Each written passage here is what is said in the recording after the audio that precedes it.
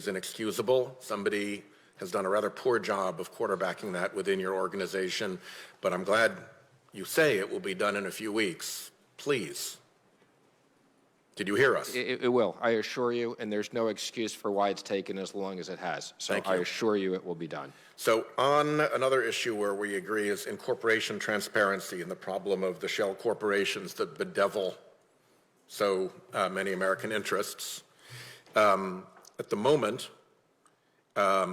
we probably have 2 Republican votes for the judiciary version of the incorporation transparency bill, and I don't know that we have any on the banking committee.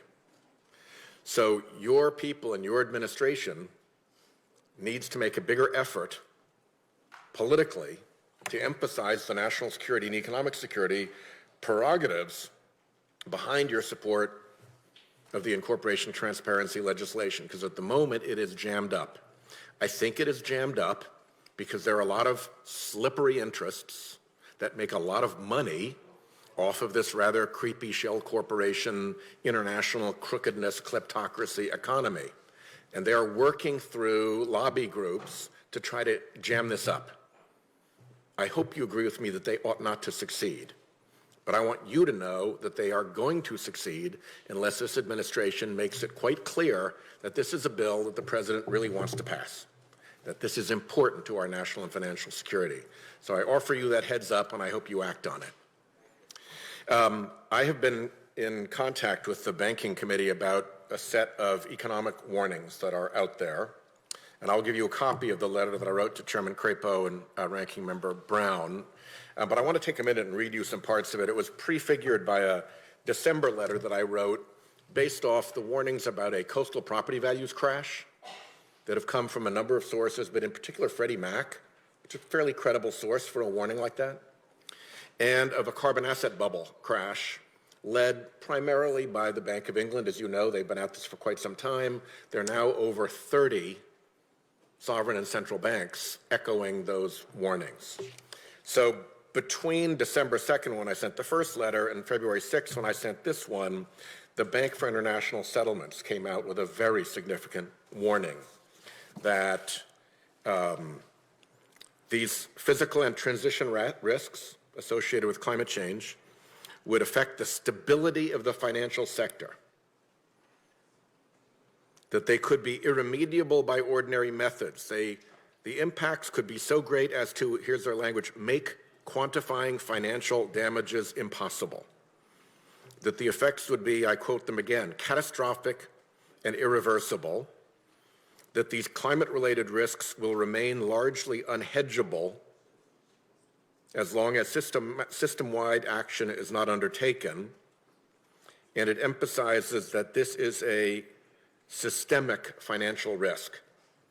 The terms systemic financial risk mean something fairly significant, do they not? They do. And it's a severe warning, is it not? The warning of systemic financial risk.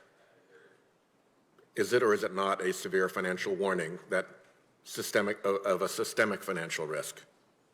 I'm not following what the question is. So I understand obviously what systemic risk is. And it's serious. Systemic risk by definition is serious. Thank you. That's all I needed to hear. Then we went on in that same time period to the BlackRock letter, in which CEO Larry Fink wrote, climate change has become a defining factor in companies' long-term prospects, that we're on the edge of a fundamental reshaping of finance, compelling investors to reassess core assumptions, and that in the near future, and sooner than most anticipate, there will be a significant reallocation of capital. That's another pretty ominous phrase, is it not? That's his opinion. I don't take it as an ominous phrase, but yes. Well, it'll be interesting to see, isn't it? Well, it goes on. McKinsey recently warned that climate change could make long-duration borrowing unavailable, impact insurance cost and availability, reduce terminal values, and trigger capital reallocation and asset repricing. The World Economic Forum put out its Global Risks Report in the same month, listing the top 5 most likely risks facing the world over the next 10 years, and all 5 were climate-related risks. And last, sorry, Mr. Chairman, last, the Stanford Graduate School of Business report of January noted again that the financial risks from climate change are systemic, singular in nature, and that global economic losses from climate change could reach $23 trillion, 3 or 4 times the scale of the 2008 financial crisis. My question to you is, have you ever heard so many and such severe warnings from so many and such respected sources about a looming risk of economic crash? Ever? Well, let me just say, every time everybody agrees on financial risks, sometimes they turn out not to be the case, and when people don't see them, it's the worst that you can expect. There was a lot of discussion on this issue when I was at Davos. I will say it's something that both at an international basis and at the FSOC we continue to talk about and monitor.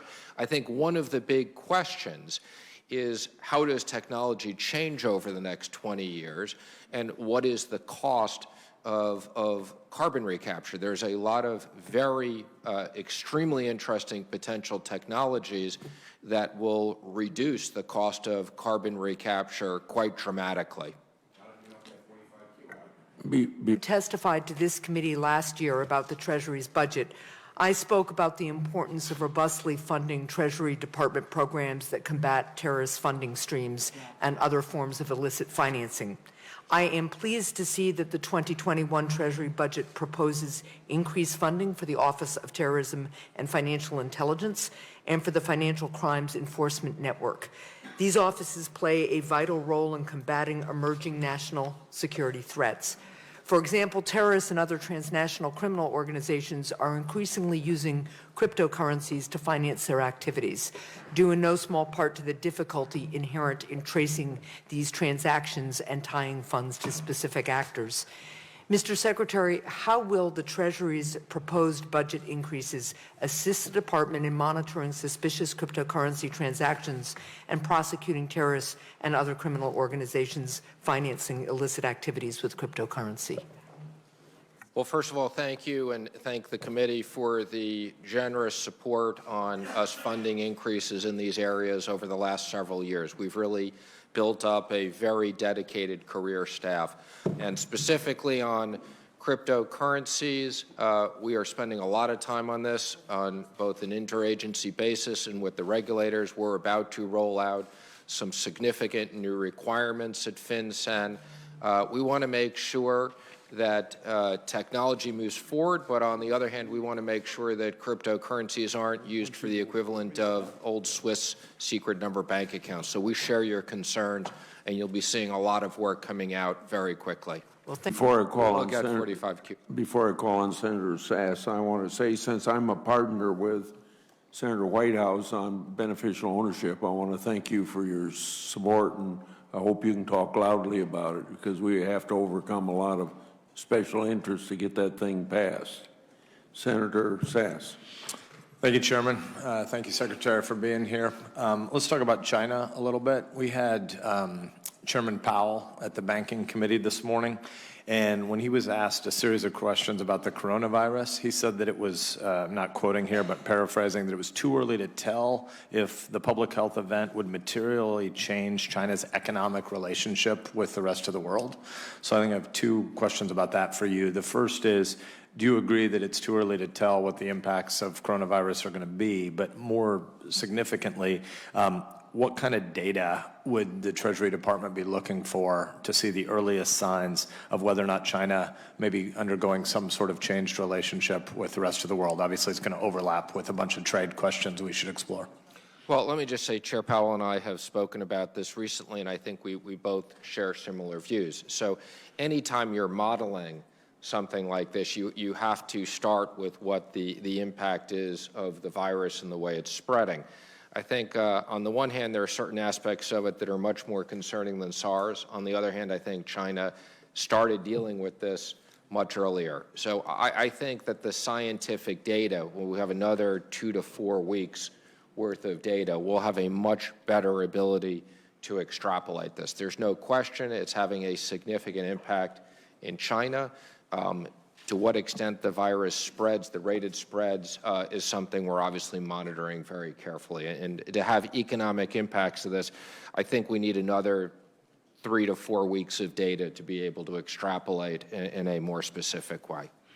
Thanks, and I appreciate your point that they have tackled this earlier than SARS, but we should just have a shared understanding in this room and in the broader USG context that this disease, 9-ish weeks old, got no attention for over 5 weeks from the Chinese Communist Party because they have this myth that Chairman Xi can preside over China. I think their language at their most recent party conference was from east to west, from north to south, across all sectors of the economy. He is functionally all-knowing. Well, if you believe that kind of BS, then obviously you would need to hide the emergence of a global pandemic because 1.4 billion Chinese, 90 million members of the Communist Party, and as he consolidates more and more power at the top, this myth that he's able to centrally plan everything that happens in their civilization means if you have something horrible, a natural disaster like a disease, the Communist Party essentially becomes a great incubator to spread that disease by lying to your people about the competence of the leadership. So they may have addressed it faster than SARS. They still addressed it way too late, and there are people both in China and beyond dying because of the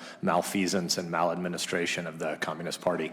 Could you distinguish a little bit between what you see as the victories of phase 1 on the China deal that are real and what you hope could be the most front-end realizable goals in the phase 2 agreement, and how you see that timeline, please?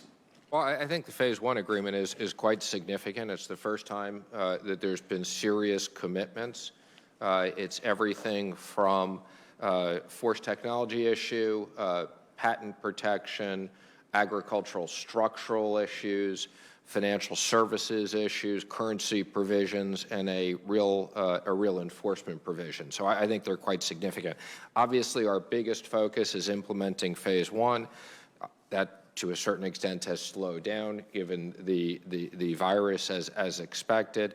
And I think phase 2, the good news is Ambassador Lighthizer and I have the entire phase 2 chapters dealt with. And we've said we may roll them out as phase 2, A, B, C, D. It doesn't necessarily have to be a big bang, but we know what we want to get in phase 2.